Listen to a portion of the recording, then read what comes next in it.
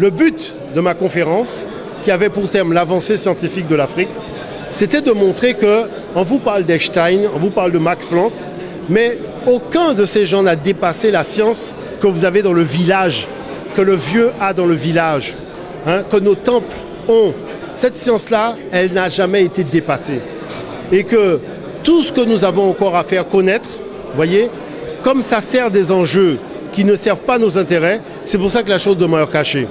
Mais dans tous les domaines, vous voyez, il ne faut pas oublier que la graine de l'arbre de la science et de la connaissance, c'est l'Afrique qui l'a plantée. C'est l'Afrique qui l'a arrosée. C'est l'Afrique qui a fait qu'elle a porté tant de fruits. Inventer les mathématiques, l'astronomie, la médecine, le calendrier de 365 jours, la précision des équinoxes, les sciences que vous utilisez pour faire la caméra, l'informatique, les ordinateurs. Le nombre binaire informatique est né en Afrique. D'accord ? L'ordinateur, on le voit avec le Fa. Le Fa est basé sur les nombres binaires.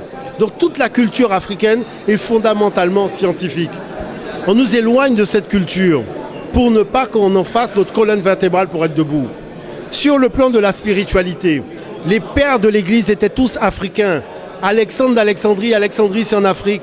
Clément d'Alexandrie, Alexandrie c'est en Afrique. Origène d'Alexandrie, Alexandrie c'est en Afrique. Ce sont des Africains qui ont pris le savoir des temples pour donner à des gens qui n'avaient pas de tradition religieuse, une tradition religieuse. Toutes les divinités que vous voyez dans la Bible sont des divinités africaines.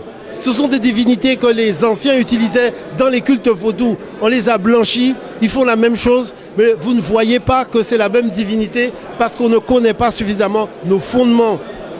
Quand on a fait le rituel initiatique, on comprend des choses. Il faut se préparer pour aller faire le rituel. Il faut jeûner. Quand vous allez à la messe, il n'y a pas de préparation, il n'y a pas de jeûne. On peut aller danser dans une boîte de nuit et aller à la messe le dimanche matin. Vous ne voyez pas qu'il y a un problème? C'est antinomique par rapport à notre tradition. Nous, on a une tradition, on n'a pas de religion. Il faut être fidèle à nos traditions parce que c'est l'héritage de nos pères.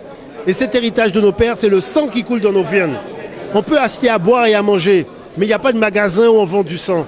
Ce sang-là vient de très loin. Nous devons être fiers.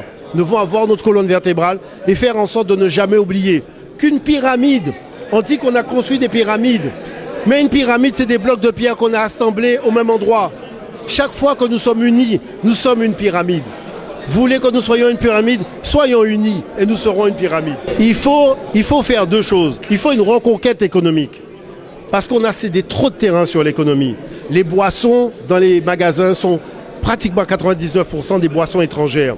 Les jeunes sont là oisifs. Les jeunes doivent pouvoir fabriquer leurs propres boissons et il faut faire des jus de plantes. Arrêtez de penser en jus de fruits parce que ces exploitations sont trop colossales. Avec les jus de feuilles, les jus de plantes, on peut faire d'excellents jus. Regardez le bissap, regardez le mojito, tout ça. Il y a beaucoup d'autres jus de plantes à inventer et les jeunes peuvent le faire. On n'a pas besoin de grand espace pour mettre une boisson à base de plantes. Ça, ce sont des choses importantes. Et la renaissance, c'est de ne pas oublier que la matrice humaine de la connaissance, elle est africaine. Et que quand on ne sait pas, on va chercher. On vous dit oui, on a inventé la semaine de 10 jours, mais la semaine de 7 jours, c'est pas nous. Je vous ai démontré que la semaine de 7 jours est arrimée aux 7 planètes, qui sont arrimées aux 7 notes de musique. Parce que l'Africain, quand il a découvert ça, il a découvert un ensemble de choses.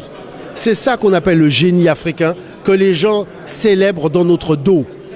D'accord? Pourquoi la situation est comme celle-là? Parce que la chose qui se passe, c'est que Dieu a donné aux Africains toutes les richesses de la planète, les autres n'ont que des miettes. Et quand ils sont parmi nous, c'est pour nous braquer et nous raconter des sornettes. Dieu ne serait pas bon avec nous, on aurait des divinités du diable et on aurait tout l'or, le pétrole, le coltan, tout ce qu'ils viennent chercher, tout ce qu'ils ont besoin comme énergie pour fonctionner, c'est nous qui l'aurions et Dieu ne nous aurait pas parlé, il ne serait pas bon avec nous et nos divinités seraient des mauvaises divinités. Mais vous ne voyez pas qu'il y a un problème? Le gars sort avec son église, il vient te dire que ce que tu fais, c'est pas bien, mais en attendant, ce que tu as chez toi, il l'a pas chez lui.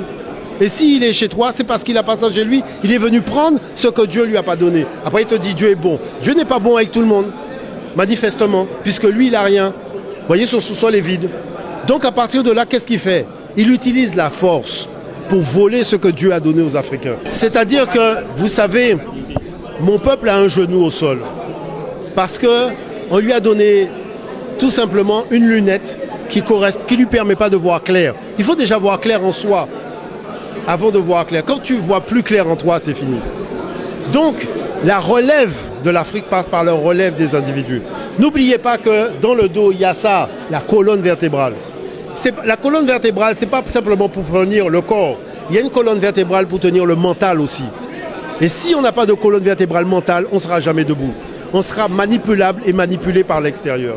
Omotunde, c'est simplement parce qu'à 14 ans, j'ai demandé à mes enseignants quand est-ce qu'on va nous permettre d'apprendre l'histoire de l'Afrique. Arrivé au bac, j'ai vu qu'il n'y avait pas de projet d'apprentissage de rien sur l'Afrique. Moi, quand je suis parti faire mes études, je suis allé voir un vieux, je lui ai dit comment on appelle chez toi un jeune qu'on a voulu faire partir loin de ses ancêtres et qui a dit laissez-moi tranquille, je reviens vers mes ancêtres. Il m'a dit dans ma langue Yoruba, ça se dit Omotunde. Donc j'ai dit Omotunde. Après, le mouvement diopien a dit que quand les choses vont mal, il y a un individu auquel le roi fait appel pour expertiser le problème et trouver une solution. Cet individu s'appelle le Kalala. Tu es le Kalala du peuple noir. C'est pour ça que c'est Omotunde Kalala.